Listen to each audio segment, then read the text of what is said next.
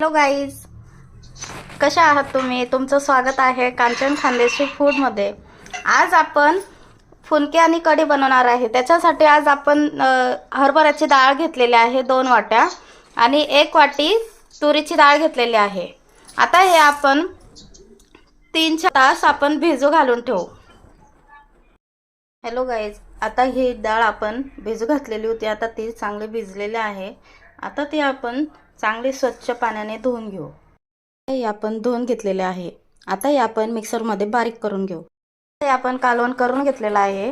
त्याच्यात आपण चवीनुसार मीठ टाकून घेऊ,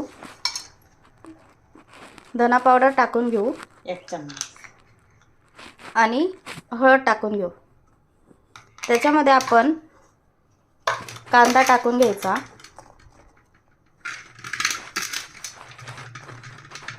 कांदा टाकून घेतल्यावरती ते चांगलं एकजीव करायचं.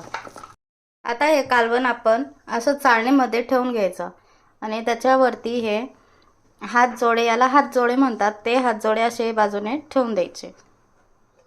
आता हे असं या भांड्यावरती ठेवून द्यायचं आणि वरतून झाकण ठेवून द्यायचं आणि ते 15-20 मिनटं राहू द्यायचं. आता आपण फुनके केलेले आहेत.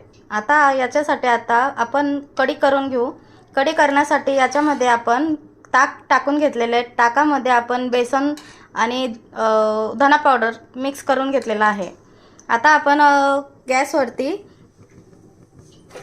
पातेलं ठेवू. त्याच्यामध्ये आपण 2 पळ्या तेल टाकलेलं आहे. आता आपण कढीसाठी आता फोडणी देऊन देऊ. त्याच्यामध्ये 2 पळ्या तेल टाकलेलं आहे, जिरं टाकलेलं आहे, कढीपत्ता टाकलेला आहे, लसूण अद्रकची पेस्ट टाकलेली आहे आणि हिरव्या मिरच्या टाकलेल्या आहे. जोपर्यंत कढीपत्त्याचा वास येत नाही तोपर्यंत ते आपण कलसवून घेऊ.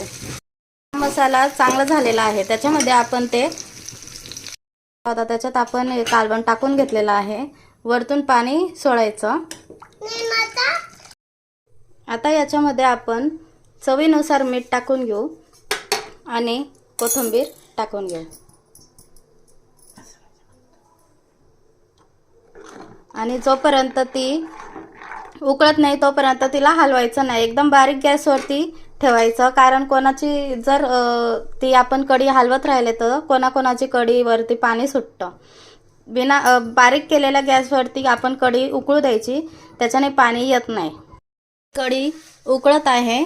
आता ही आपण गॅस बंद करून देऊ आणि वरतून कोथिंबीर टाकून घेऊ. तुम्हाला ही रेसिपी कशी वाटली?